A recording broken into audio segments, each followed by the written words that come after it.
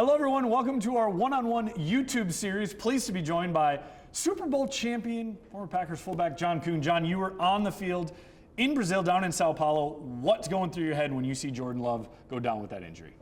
Terror, fear, anxiety, pretty much what everybody else is feeling. You never want to see your starting quarterback go down, especially in the first game of the regular season. And when you start reaching for a lower extremity, you think the worst. Luckily for the Packers, that's not the case. How was that flight back for players, for you? You're on that flight. It seemed like it was pretty nice to have a pretty big plane.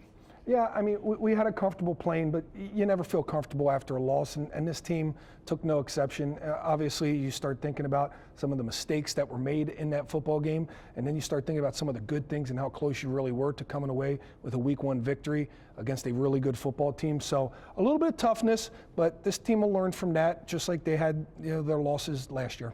Let's talk about the positives from that game first. What did you like most about the way they played against the Eagles? Well, I like their physicality. I like the way that they competed. They went out there and they played very hard. You didn't see, with all the slipping in the first half of the football game with the field, you didn't see a lot of guys really, hanging their heads, complaining about their spikes, complaining about the field. They just chopped wood. They just did the work that they had to do. And that's important. It shows that this team's going to battle through just about anything. And, again, you fix up a couple MAs, fix up a couple penalties, that game could have turned out a lot different. All right, we'll go other side. Glass half empty.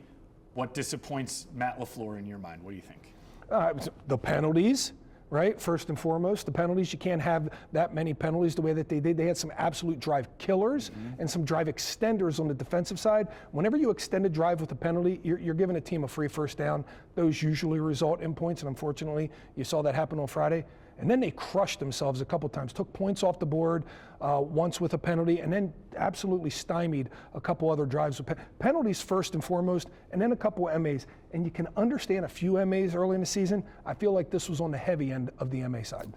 New defense under Jeff Hafley. Gave up 34 points, not great, but overall, they forced 3 turnovers, which is more than they did in most games last year. Yeah, and that's an explosive Philadelphia Eagle offense. They have weapons, 3 of them, a 3-headed monster at wide receiver, one of the more premier running backs in the NFL, and then a quarterback who can get out of the pocket. And I think Jalen Hurts' impact might not have been seen as much in this game, but it was definitely felt with the way that the Packers had to rush him. They had to keep him in the pocket. They couldn't really pin their ears back the way that they'd like to. And because of that, they didn't get the pressure on the quarterback the way that they had liked.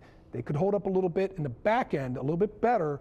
That pass rush would eventually get home. I thought overall the defense looked good.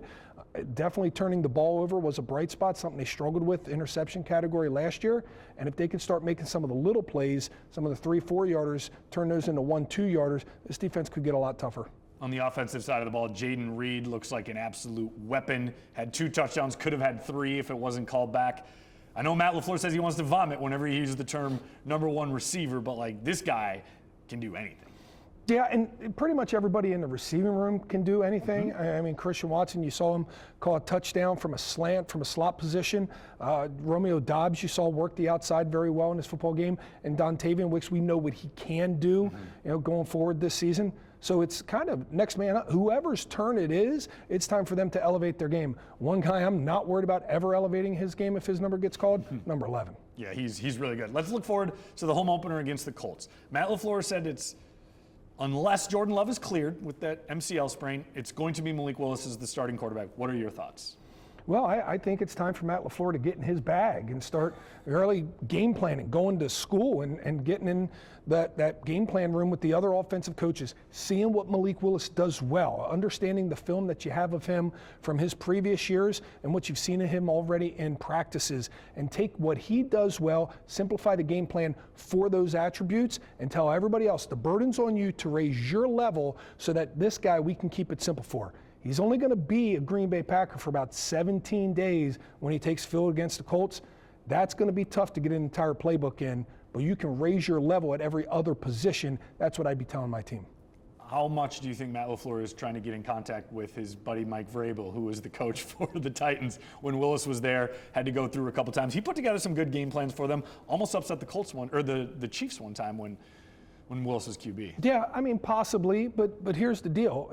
You don't want to go so far outside the building that you're not focusing on what you do well on the inside. And Matt LaFleur is a great coach. I believe that wholeheartedly. He's done a great job with creating game plans for opponents in the past that we might have felt like we were, maybe walking into a hornet's nest.